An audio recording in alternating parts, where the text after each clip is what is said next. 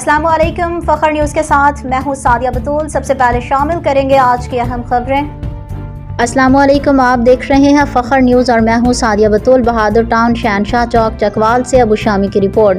یوم تکبیر کے معمار اختر حسین درویش کا عوامی جشن بہاراں گروپ چکوال کا یوم تکبیر 28 مئی کے موقع پر منعقد کردہ کبڈی میچ بمقام ملت چوک چکوال شہر پر خصوصی انٹرویو۔ صدر عوامی جشن بہاراں گروپ سکندر جٹ، بہادر ٹاؤن شہنشاہ چوک چکوال شہر اور ہوم لینڈ پروڈکشن چکوال اور ارشد محمود چکوال موجود تھے۔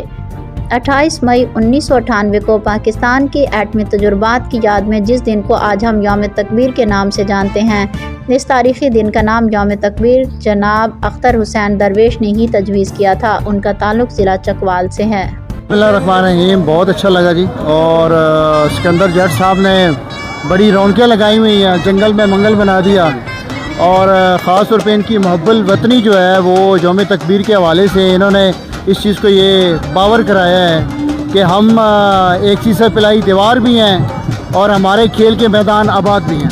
یہ وہی والے جذبات ہیں جو 1998 میں ہم نے نیوکلیئر بلاسٹ کیا تھا، اور ہماری ایک بال، ہمارے رگ کے اندر جو خون ہے اس کی گرمی وہ ابھی تک ایسی ہی ہے جیسے ہر دفعہ یوم تکبیر آتا ہے اور ہم سیلیبریٹ کرتے ہیں۔ وہی طاقت، وہی جوش، وہی ولولہ، وہی اپنے ملک کی حفاظت، اپنی سرحدوں کی حفاظت، اپنے ماؤں بہنوں بیٹیوں کی حفاظت، ان کی چادر کی حفاظت، یہ تہیہ ہے ہمارا۔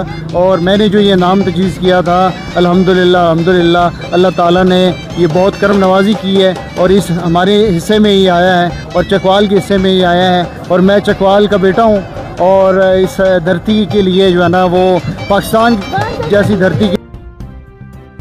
مزید خبروں اور اپڈیٹس کے لیے دیکھتے رہیے فخر نیوز HD۔